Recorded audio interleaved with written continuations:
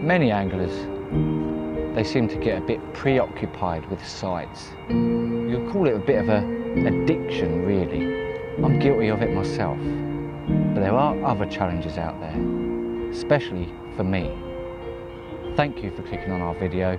This is Real Men Fishing. So you join me back down at Twynash Fishery today on my biggest challenge yet to come, bagging myself something from pit number 2. Now this may not sound like a huge challenge to some of you, but this pit does not like treating me nice one bit. So this challenge is really important to me. I've got one on the top, one in the middle, and one on the bottom. I'm covering literally every area of this lake today. So fingers crossed, we will bag something nice. And there's nothing left for me to say, except let's see what we get today.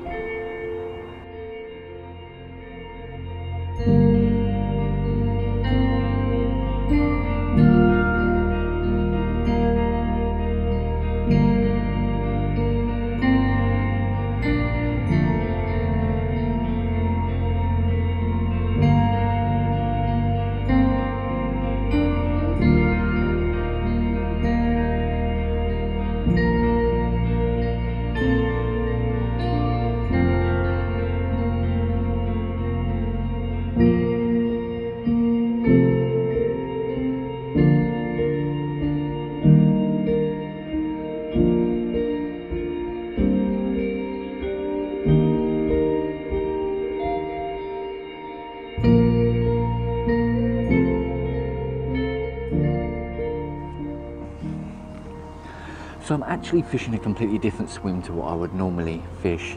I'm literally right over the other side of the pit. I found a swim that's got a little alcove here with some tree lines and some lily pads as well. And there's a very shallow plateau out right in front of me, which already I've seen fish swimming over and over the top of. Now I'm having a little conversation with a couple of the other lads here. They've said that it's very difficult to nick a fish off of that plateau. I imagine that most anglers would see them fish on there and do exactly what I thought about doing, which is sticking one straight out there. So I'm pretty sure they've wised up to that. But that doesn't mean it's not worth still having a go. Maybe their baits are slightly different to mine and their tactics are slightly different to mine, and it could still produce a fish. I'm seeing fish there. You've got to go for them because you just never know. But what I am doing with the other rods, I've got one tucked right under a tree line. I've said it so many times before, I love a tree line. You're going to get fish under a tree line. There's cover, there's going to be food and berries dropping off of stuff. So that is definitely worth a go. And of course, I've got lily pads to the right hand side of me as well, which just look so carpy, it's unbelievable. So I've chucked some sweet corn down there, probably going to get harassed by bream, but everybody here uses boilies, so it's always a good idea to maybe mix and match up compared to what other anglers are doing, because the word is at the moment that this lake isn't fishing great, and the only fish that are coming out are off the top. That's what I'm going to do a little bit later on, but for now, for later on when it gets dark and night time, I want to make sure that I've got a good idea on what I'm going to do then and prep the areas that I want to fish later on.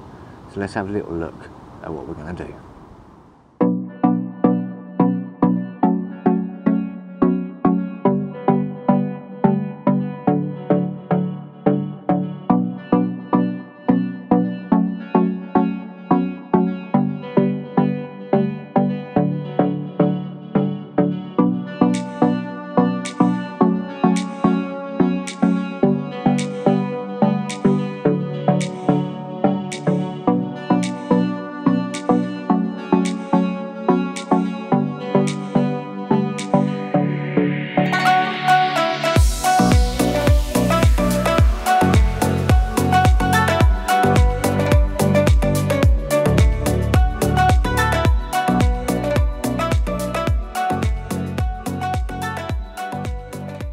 Underneath the tree line on the right hand side, I'm using a pop-up rig, but I'm not trying to get it as close to the bottom as I possibly can. I'm literally just putting a little split shot about halfway up the hook link because it's quite snaggy down there and it's also quite shallow. So if I don't sort of weigh that down halfway down, it's going to be almost touching the surface. I do want it close to the bottom, but I also don't want to run the risk of it getting caught up in any snags down there. That's why I've got a little lead shot there, just halfway between the swivel and the hook itself. I'm using a little size 6 wide gape hook with a white pop up. It's as simple as that, straight on a hair rig. Now down here on the lily pads, I'm using pretty much the same method, but I'm using 3 grains of fake corn on there because I want bream as well as carp, because to be honest with you, I just want to catch something out of here.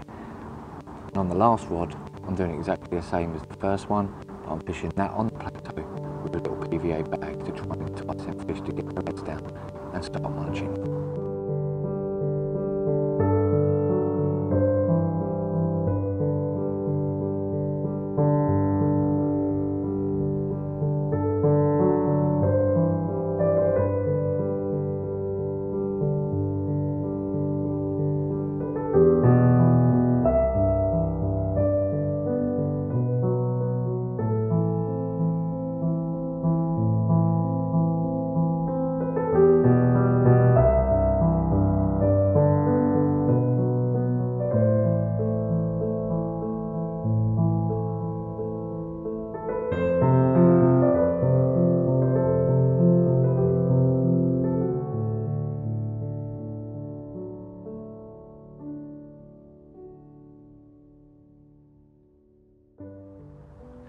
Well, not an awful lot is going on right now.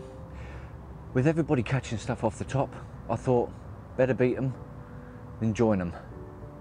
This is what happened. So it's been about 6 months and finally, mission complete. I've nicked one from pit number 2 and this has got to probably be the smallest fish in the whole lake, but never mind. It took fishing on the surface to nick him and losing 5 other fish in the process of trying to get this one in the net, but it's finally done. Let's see if we can nick another one. Let's stick him back.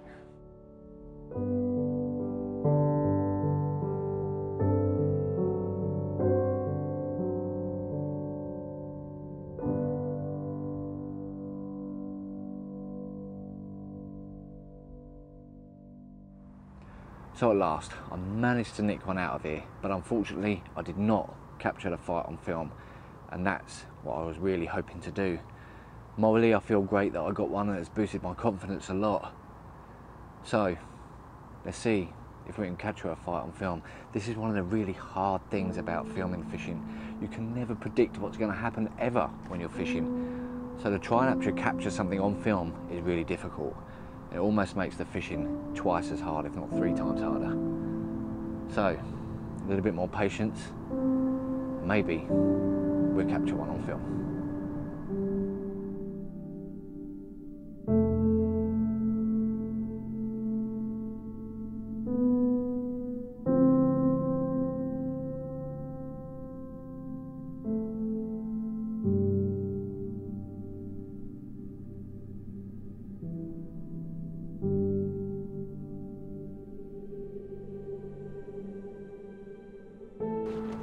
So the sun is starting to go down a little bit. It's not getting dark yet, but the shadows are definitely getting a lot longer. And I still haven't had nothing else on pit 2. We've got a few more people that have just arrived and they're really starting to smash it off the top. So I think what I'm going to do personally myself is pop to the lake behind me, which is the match lake, and see if I can nick one of them pretty little mirrors off the top. Oh, fighting the bloody life out of me. Nah, nothing yet, mate. You believe? 8 in the end, I had. Really? Okay, how? Yeah. How many rigs did you lose in the end? I lost another, well, because I had them all pre-tied, and when I went through all the 10-pounders, I then only had the 8 pounds left, and then you caught a couple, but also lost some. Go on. Yes!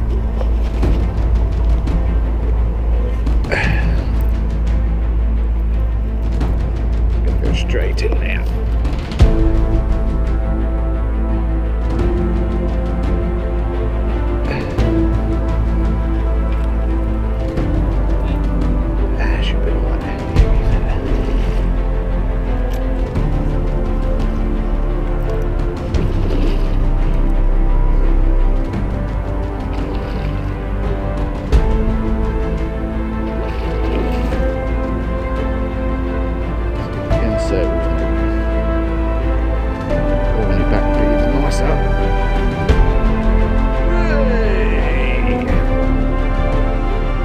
£10.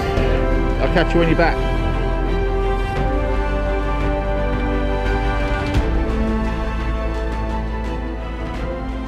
I've got all the traps set, ready to go for tonight, back on pit 2. So fingers crossed, with this slightly colder change in weather, I might push the fish down on the bottom. And that's where most of my baits are tonight. So let's see what the cover of darkness will bring.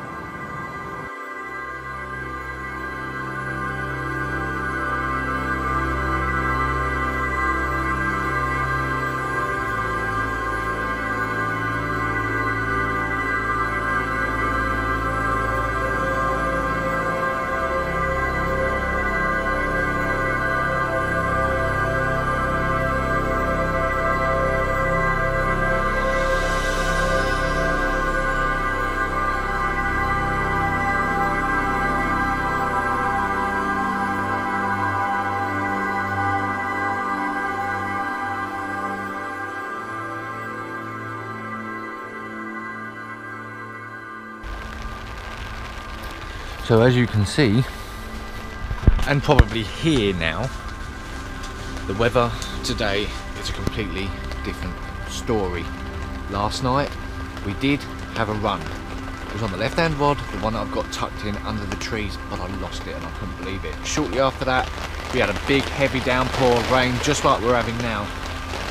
And then first light, the sun come up and it looked like it was going to be another beautiful morning. I literally opened the bivvy up and let all the air in and out, and then this, boom, it just comes down, bang, really bad. But as horrible as this is to sit in, and as damp as I am now because I had to do an emergency shutdown on the bivvy, this will really work in my favour, because everyone has been banging this off the top so much over the past few weeks. And this rain is what I need to push the fish down onto the bottom.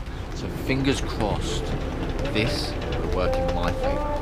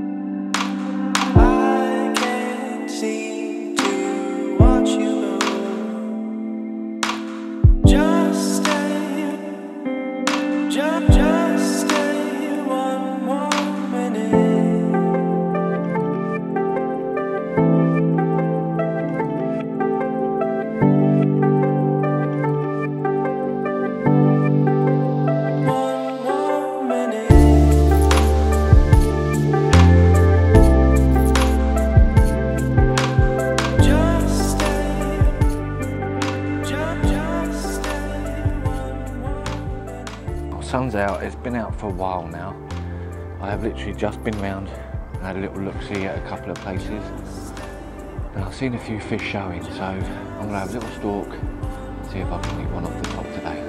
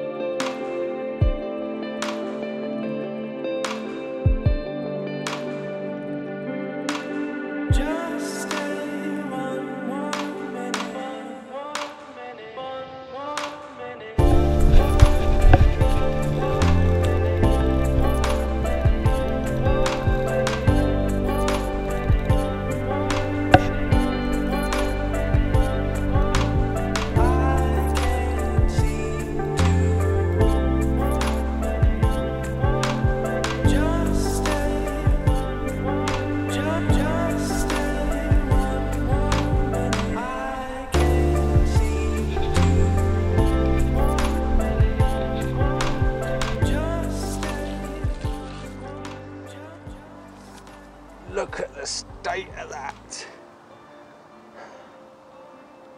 Look at it. Stunning. Yes, would it be nice if it was 40 pound, of course.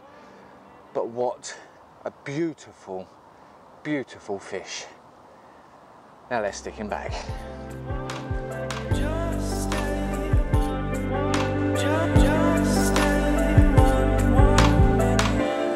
So as I pack up to go home, I can't help but feel like I've still underachieved at pit number 2. I guess that means I'll just have to come back. So till then, I will see you later.